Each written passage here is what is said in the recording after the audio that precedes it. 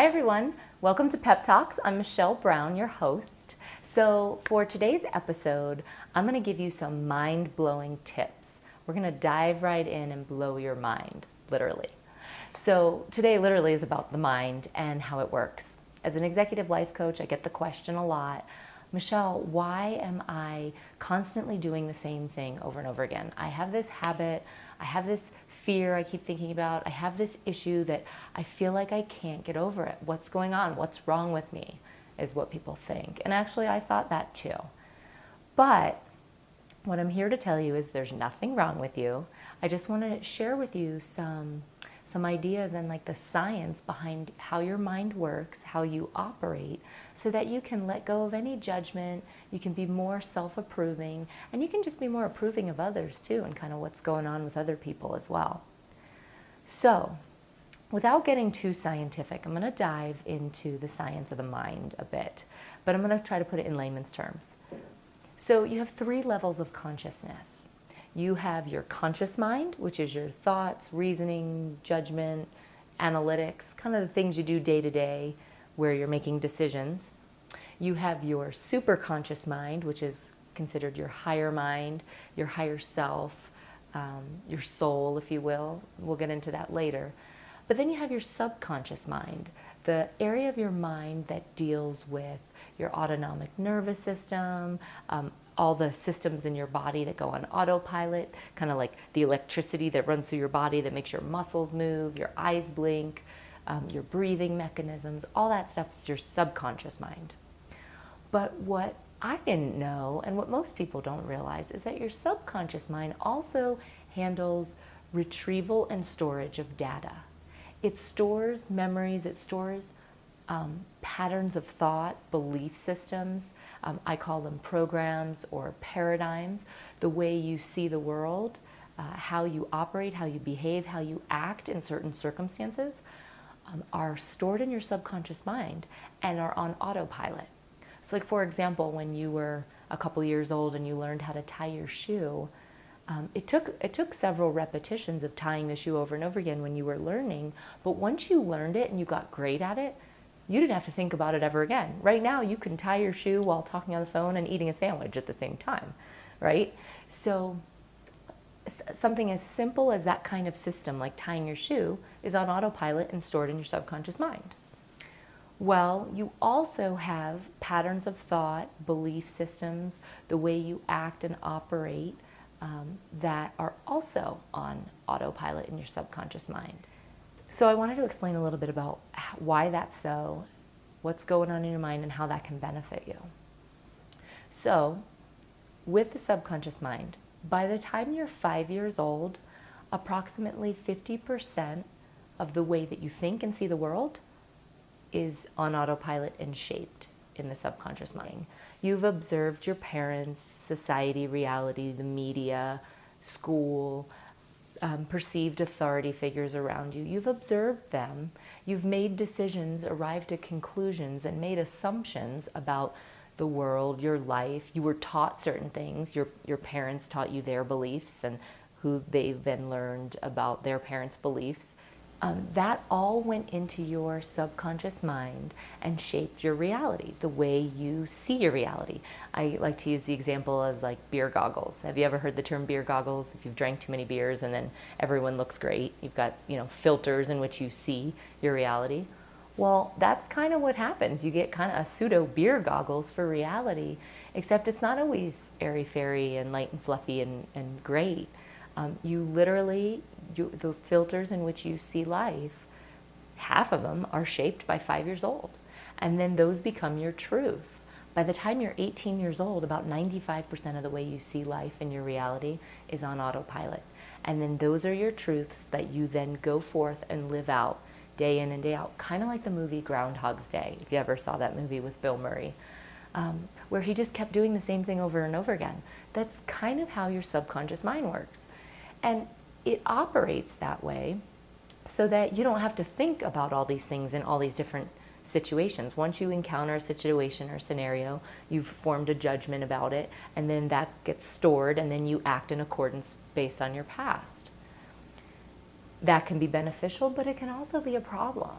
And so the challenge with that is if it's not serving you, if you're not getting a result that you like, then that belief isn't helping you. That auto program, that auto paradigm that is causing you to immediately form a judgment, think a certain way, which then activates chemicals in your body, and that cascades through your whole body, which affects your behavior and your breathing and your interaction and your impulses to do things.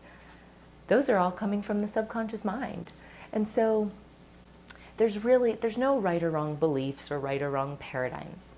There's only two true beliefs. Beliefs that serve you, that give you a benefit, that help you, that move you forward in life, or there's beliefs that don't serve you. There's those beliefs that hold you back, that limit you, that aren't going to propel you forward or be for your greatest good. And so you have to be the judge to determine if your beliefs are serving you or not serving you. Whatever is your belief is your truth. No one can argue with you over that. And I wouldn't recommend you arguing with anyone over their beliefs. If someone's ready to change, they'll change on their own. But everyone is acting and operating from their truths, from their belief systems, in which most of them were shaped before 5 years old and then into 18 years old. And when I say a belief, what I mean by that is any concept, any definition, any assumption that you have about yourself or your reality is a belief. And all a belief is a thought you keep thinking, or a thought you've thought long enough that's then stored in the subconscious mind as your truth, in which you then act out. So growing up, you learn your parents' beliefs. They're shaping you and they're molding you, and that can be very beneficial for a time being. And then as you get into adulthood and you come into your own, then you have to be the one to decide, okay, what beliefs, assumptions, and definitions do I want to have about myself and my reality? If growing up you were taught money doesn't grow on trees, you can't, like a lack mentality, like there's not enough. If you were taught that, not on purpose, your parents always do the best they can with what they know, but if you were taught that, and then into adulthood you now think, speak, and act in accordance with lack, and you wonder why money's not showing up or why you're not able to create the results you want in life, well then that's an example where you may want to rethink, what definitions or what beliefs did I have about money that aren't serving me anymore? And once you identify, once you become aware, and that's a key concept, becoming aware of what's going on in your subconscious mind that's then interacting with your reality and how you feel, then you can choose a new belief. You can then choose to say, okay, well, that old belief of there's not enough isn't serving me. It's not going to serve me for what I want to create going forward. So you could then, in your own mind, create a new belief. There's an abundance of money. There's always an abundance of resources.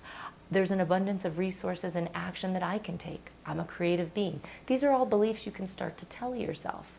You may have heard of affirmations. You can use affirmations. You can write things down in which who you want to believe, what you want to believe about yourself. The key with the subconscious mind, here's how you train it. Your subconscious mind is like a soldier, waiting at attention, ready for you to give an order. You're the colonel. And as the colonel, you are directing orders to the subconscious mind. You're giving direct commands. But what most people don't realize is that they're commanding their subconscious mind to act in belief systems that aren't serving them.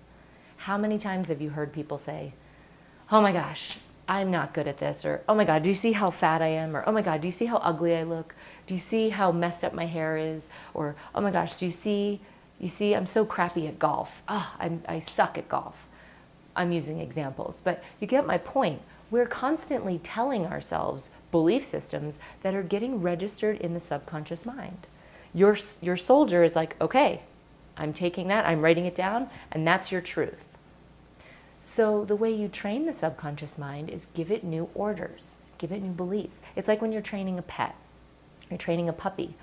You have to, with repetition, over and over again, teach them that new trick. And you got to have patience. So repetition and patience is key when you're trying to reprogram your subconscious mind. You don't have to judge yourself or judge your parents or feel like a victim that, oh, I was taught this when I was younger and that. Who cares? The past is the past. My point is become aware so that you can then make a decision in this now moment. Your point of power is in the now. Don't worry about the past. Forgive it, let it go, or honor it. Be grateful for the journey. And then from this moment forward, what beliefs do you want to cultivate to serve you to create the different areas in your life that you want to create results? Maybe you want to have better relationships with your family or friends. Maybe you want to find your soulmate, or maybe you want to have a better loving relationship with your mate. Maybe you want to create more money or take your career to the next level. Maybe you want to change your look. Maybe you want to release weight and get on a workout regimen or whatnot. Whatever you're choosing to do, be sure to take the time before you go do it to write down some belief systems that you'd like to cultivate. And write them down, hang them up, and read them over and over again. Start to tell yourself the new belief. I'm going to give you a side warning. Be forewarned. Your subconscious programming is on autopilot, so it can kind of be sticky, like it will want to pull you back to the old way of thinking. It's just because it's familiar and you're comfortable. You don't have to feel like a failure, or that you don't have to give up when you're like, oh, I keep thinking the same thing over and over again. I can't stop. One of the hardest things for me was when I was changing my belief systems about my health. I had a lot of health issues in my 20s. I had a very lack mindset about not feeling healthy. I felt like I was sick all the time, and then that attracted more sickness, and it was like the placebo effect. I kept thinking there was something wrong with me, and then, all of a sudden things were showing up that there was something wrong. So it took me probably about 6 months of focusing on new belief systems and new ways of thinking about my health, my vibrancy, who I was going to be moving forward. And I'll tell you, I saw massive, drastic results as a result of taking the time to be aware of my limiting thoughts and then choose new thoughts going forward. So again, takeaway, just become aware, recognize you have this subconscious mind thing going on. Just become aware of your thoughts and then choose what would be better thoughts for you moving forward. And don't judge yourself, don't judge others. Remember, we're all in this together. Everyone has their own subconscious mind that's working on autopilot, and they're operating automatically based on their own habitual ways of thinking. Don't take things personal, lighten up, enjoy what you can, and just take one step at a time. I hope this pep talk helped you. Please feel free to leave comments below. I'm always looking to help you guys improve in any way that I can. If you have questions, any kind of life coaching questions, please feel free to ask them. I'm going to be compiling them. I can't say I'll answer all of them, but I'm going to compile them and see what themes are surfacing so that I may best be able to answer them via the videos. Have an amazing day. I love you guys, and don't wait for opportunities. Go out and create them. I'll talk to you soon.